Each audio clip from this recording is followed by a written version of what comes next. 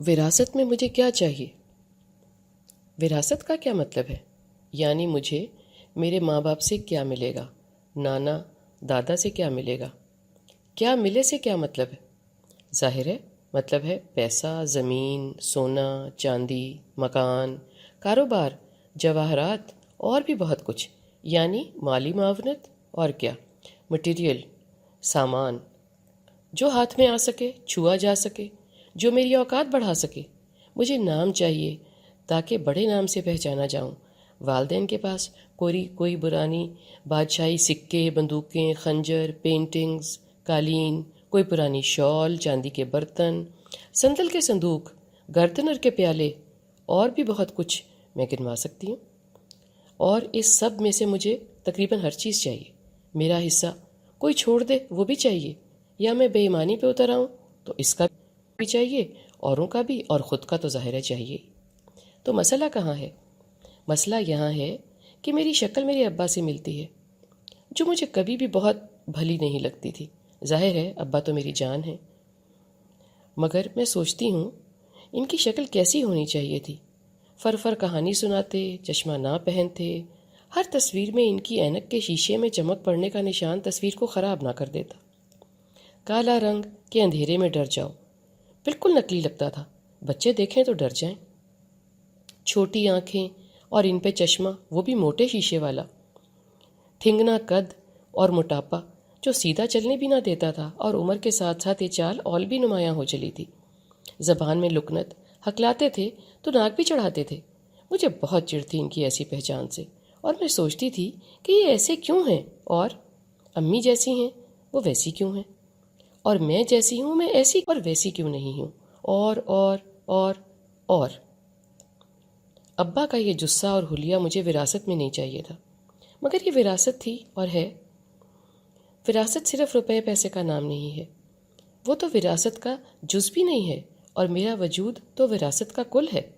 میرا اصل ورثہ ہے والدین کے جینز، جو مجھ کو ہر حال میں منتقل ہوتے ہیں اور ہونے چاہیے، جب کہ میں نے ان کے ہاں جنم لینا ہے اور لیا ہے۔ اس سے بھاگا نہیں جا سکتا۔ یہ ہے میری اصل وراثت، اور اگر میں نہ چاہوں تو میرا گمان ہے کہ یہ مجھے نہیں ملنا چاہیے۔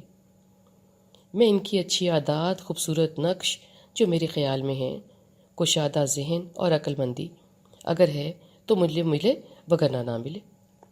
میری مرضی، میں جو چاہوں نہ لوں، مگر اللہ کا ایسا نظام نہیں بنایا۔ جب لینے کی باری آئے گی تو وہ مالک رازق بتائے گا کہ مجھے کیا ملنا ہے اور کیسے۔ دنیا کی دولت پر تو لڑائی ہو سکتی ہے، مگر جو خود کا ظاہر باطن انسان لکھوا کر آیا ہے، وہ بند لفافہ کوئی نہیں کھول سکتا، نہ وقت سے پہلے نہ وقت کے بعد۔ وہ وقت پہ ہی کھلنا ہے، جس میں ہے میری شکل صورت، رنگ روپ، قد کاٹ، مزاج، عمر اور رزق۔ اس کو کوئی گھٹا بڑھا نہیں سکتا۔ یہ بھی اللہ سونے کا احسان ہے۔ کوئی خود کا نہ باپ چن سکتا ہے، نہ ماں، اور نہ ان سے حاصل ہونے والے جینز۔ خیر، ابا کا میں بتا چکی، اب امی کی سنیں۔ امی حسین، کہیں کی پری، کہیں کی نہیں، پرستان کی، گوری، لمبا قد، نیلی آنکھیں اور نازک شہزادی۔ مگر کہ کیا ہم 3 بہن بھائی ان کے ہاں پیدا ہوئے۔ بھائی بہن امی جیسے، ایسے جیسے جہیز میں ملے ہوں۔ میں ابا جیسی، جیسے بری میں آئی ہوں۔ ہمیشہ سے ہی میں احساس کمتری کا شکار رہی۔ میں تینوں میں چھوٹی تھی، سوٹ لاڈلی بھی بہت تھی، امی ابا کو بھی اور بہن بھائی کو بھی۔ کوئی غلطی سی بھی مجھے نہیں کہتا تھا کہ میں ان میں نہیں ملتی۔ مجھے دل میں اور دماغ میں معلوم تھا کہ میں الگ دکھتی ہوں۔ میرا دماغ ہر وقت کہتا تھا کہ میں ان دونوں میں کیوں نہیں ملتی۔ ہم سب بہن بھائی اکٹھے اسکول جاتے تھے، میں کار سے اترتے ان سے ایسے الگ ہو جاتی جیسے ہمارا کوئی واسطہ ہی نہیں۔ کسی کو نہیں بتانا چاہتی تھی کہ ہم ایک ہی خاندان کے لوگ ہیں۔ ٹھیک ہے، ساتھ کے بچے ظالم بھی ہوتے ہیں، مذاق بھی بناتے ہیں، مگر مذاق کی کوئی بات نہیں۔ بچے کچھ نہیں کہتے تھے، سارے مجھ جیسے ہی تھے۔ میری امی اور بہن بھائیوں کو چھوڑ کر سارا مشرقی خطہ ہی میرے ابا جیسا ہے اور مجھ جیسا ہے، چند فیصد ادھر ادھر۔ تو گھبرانا کیسا، مگر خود ساختہ خوف کا کوئی کیا کرے۔ کسی کا کوئی قصور بھی نہیں ہے۔ اگر خود کو بھگتاوے میں جھونکنے کا فیصلہ کر بھی لو تو کوئی کیا کرے، یعنی اللہ کو خالق نہ ماننے کا فیصلہ ہوا نا۔ میرے ماں باپ کون ہوں گے اس کا اختیار نہ میرے بس میں ہے اور نہ ہوگا۔ میری شکل، رنگت، آنکھوں کا رنگ، باتوں کی ساخت اور کئی پیدائش کے بعد کے فیصلے صرف بنانے والے کے اختیار میں ہیں۔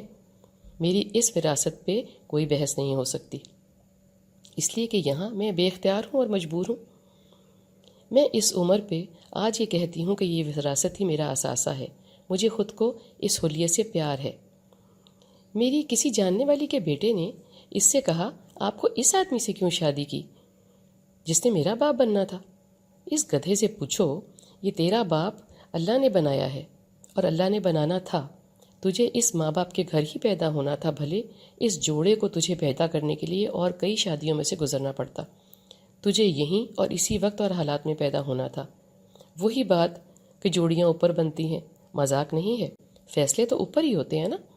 آپ کے بے وقوفیوں والے بھی اور عقل والے بھی، بحث اور انکار آپ کا حق ہے۔